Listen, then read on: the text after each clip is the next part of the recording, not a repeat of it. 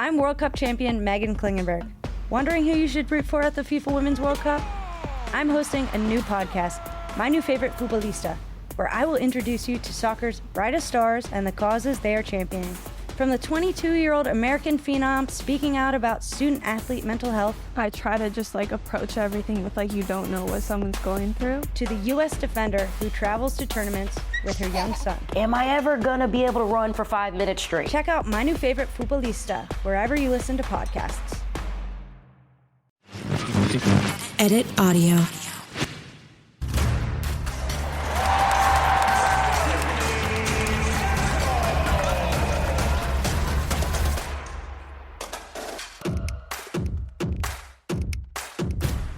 This is Rebound Revolution, a not-so-basketball podcast bringing you the revolutionary on and off the court happening in the WNBA. From queer baddies to history to ones to watch, join me, Money, as we get into it all. Welcome to Out of Bounds, where I bring you a little something extra from the recent WNBA news. We'll get into game recaps, some light gossip, like which exes are playing against each other, iconic style moments, and so much more. One thing we know about the W is that the players be playing as much off the court as they do on the court. So thankfully, we always have some new moments and gossip to bring you. What up, y'all? This week, we have an Out of Bounds episode. But if you're feeling like you need more Rebound Revolution, don't forget to go check out last week's episode with WNBA Hall of Famer Sue Wicks, where we get into all the details about how the league has changed over the decades, and also get the scoop on what's up with Sue's oyster farm. Yes, oyster farm. I'm here with our supervising producer, Anna DeShawn. What up, Anna? What up, Money? Let's start inbounds with some recaps and recent iconic moments on the court. I wanted to share this one with you because I think you kind of chuckled when I said I was an Indiana Fever fan. You know, Chicago Sky fan. I mean, it take a lot. It's like me being a Bears fan, you know? Like, we in it because we love it, not because they win. Exactly. But my team has been looking kind of good lately. I don't know if you noticed. I mean, Miss Aaliyah Boston. Yes. She's showing out. She is. I mean, if she's not Rookie of the Year, she will have been robbed. I love that Aaliyah to Nalissa connection on the court. Oh my gosh, just a thing of beauty. Getting it. They getting it. They gonna get a big fan base in Indiana. You know, cornbread fed in Indiana. They love basketball, okay? Larry Bird town. And so if they have a good team, I think they'll support it. And we've won 2 games since.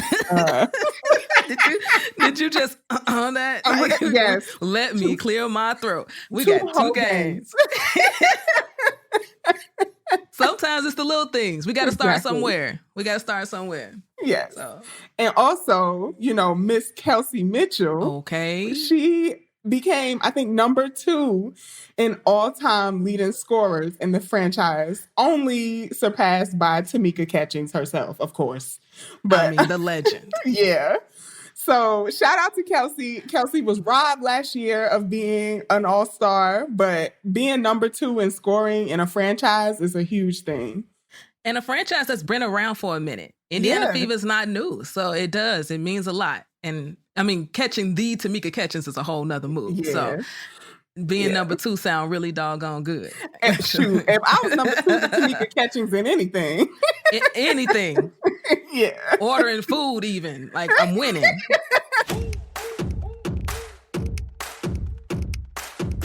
Now let's get into the Out of Bounds. Out of Bounds is where we talk all things off the court. Leave the stats to the professionals, you know. This is for the gossip, the funny moments, the not so funny moments, the tea. We got tea today. For folks who might be listening and don't know, Anna also has a podcast on the Cube Network, Queer News Media. And you covered this story about BG in the airport. Do you want to give us a little intro to this story? Yeah, 100%. So Phoenix they were traveling to play Indiana. We may or may not have lost that game. That's not the point of this story, good people. So they were in the Dallas airport, traveling from Dallas to Indiana. We already know, like, both of these states are red states, okay? And we also know, because you've been listening to this podcast, most of the people playing in the W are Black queer women, okay? So these spaces are not safe spaces for them to be in, period. Well, on this particular occasion, they were getting off the flight. A right-wing YouTuber, we will leave their name out of this, decided to grab his phone and make it a moment and harass the team, and specifically heckle Brittany Griner as they walked through the airport. And one of the players actually tweeted that flying chartered should be about safety. This is not about competitive advantage. It's about player safety, and how they had to huddle up with each other because they didn't know what to do to sort of escape this moment. Wow. And it was crazy. I saw the video. I posted the video. I just wanted people to see what was happening to them and how unsafe it was, because now we know people are going to do it. Like, people are going to take this as like a call to action. Like, if they see these players in the airport, they're going to do something for more likes, more follows. You know, that's what they're doing this for, to sensationalize this whole moment. And at this point, BG is bigger than the W, right? Like, BG now has a target on her back from some very hateful groups of people. And also, these women are 6'3", 6'4", 6'5". Exactly. You know what I'm saying? I don't care how they look on TV. You know what I'm saying? In real life, these women stand out in a crowd. Right. And they've always flown commercial, which in this case, the W has approved BG to fly chartered. And so I have questions like, can the Phoenix Mercury not afford to fly her chartered? Or does BG not want to fly separate from her teammates? You know, like, the team is her family. Does she want to be treated differently? Usually you don't want to be treated differently when you're on a team. It's all of us or none of us. And that's pretty much how the W rolls. We all wearing these T-shirts. We all boycotting. We all showing up, you know, so. As you talk about safety, I think about how being approved versus like the actual practice of flying by yourself chartered, it's just different, you know? Like, if your whole team is on a commercial flight and you're flying chartered solo, it doesn't end up having the impact of feeling safe, even if it does get approved. I feel like it needs to be the whole team or nobody. Yeah, because then what stops, you know, these like right-wing folks from like getting flight information and singling you out in that way? Then you don't even have the safety of your teammates and the security that travels with the team. Facts. I mean, I think that challenges the privilege of the idea, right? People always think, oh, I want to fly chartered, I want to fly private, I want this exclusivity. But to your point, Money, but then I'm alone. Yeah. And if you see this video, her teammates are like around her. She's on like the inside, he's on the outside, and the security is there controlling him. Thankful for that. But her teammates are around her. So that could definitely be a thing too. Maybe she just wouldn't feel safer, period. I just think about my degular self as a tall Black girl moving through airport spaces, you know, and like how uncomfortable that is. And I can't imagine, like, even in the best of circumstances, like how they experience moving through commercial airports. And, you know, in the best of circumstances, you got people coming up to you like, oh my gosh, I'm such a fan. Like, let me take a picture. But it's kind of wild that they don't get to travel as a team privately from state to state, especially in these like states that are more hostile to queer identities. Right. This is not a typical situation. And now their profiles are just much wider. The popularity of the W has grown faster than the money coming into the W. Last year, it just really, really blew up. It went to another place. And they deserve that. Like, they worked their butts off for this league to get this attention, you know? And now the league, they started to do their part, but BG is just on a different level, you know? Like, I was happy to hear about the chartered flights for the playoffs and the chartered flights for back-to-back games. I was happy to hear that. That was a good step forward, and we know salaries have gone up. But something's got to blow up because they can't do this for the rest of the season. Yeah. So even though I'm sad that I might not be able to bump into like Neko Gwumake in the airport, should not be able to bump into like a 6-time All-Star in the airport. That's right. Olympic gold medalist. Gold medalist in the airport. In the airport. Just waiting in the double comfort line with me, right. It ain't right. Yeah.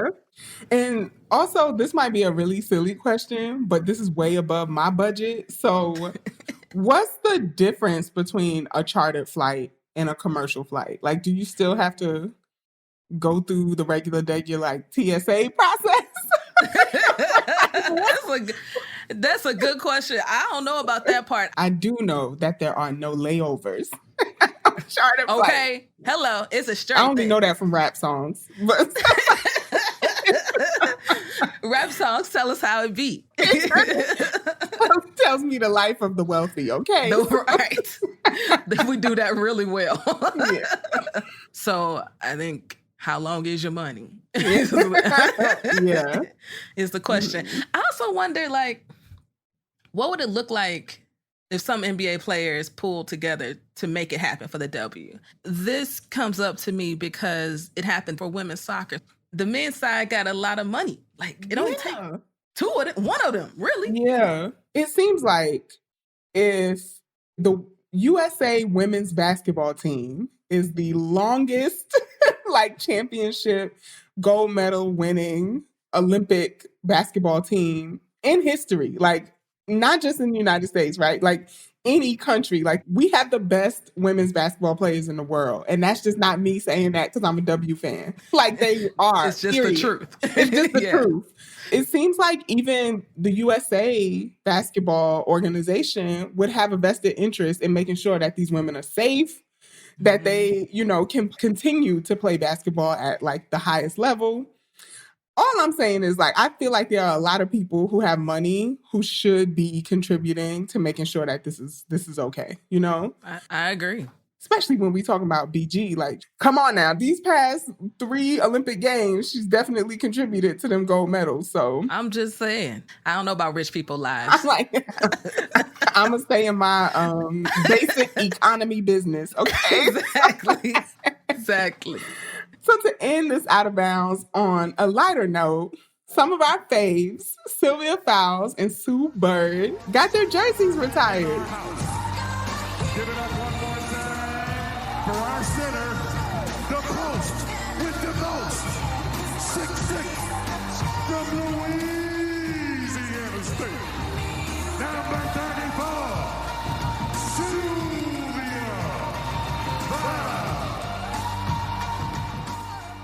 Yeah, they did. Yay! I ain't gonna lie, I wish Sylvia's outfit was a little better. I was like, what is that hat on her head? Always. Oh, wait, fix it. Always. Though, ever since she was at LSU, I'm like, Sylvia, you too fine and too tall to just be what is we doing? I mean, it's night and day. Sue Bird walking in emerald green, bright like the Wiz, okay? Yeah. It wasn't even Seattle's colors. And then I got Sylvia over here. I mean, babe, this is the moment. Right. This is the moment. This is the moment. This is the moment. We couldn't get our hair done for the moment. As many times as I've wanted to style Syl, oh my gosh.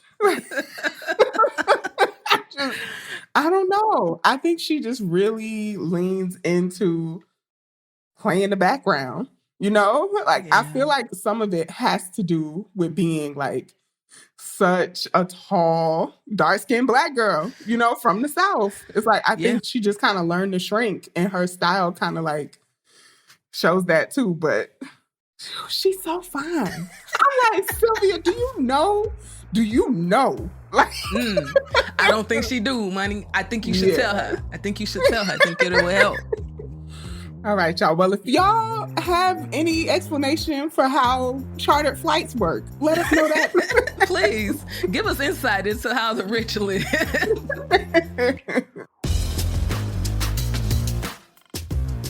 Rebound Revolution is an Edit Audio original podcast created in collaboration with The Cube.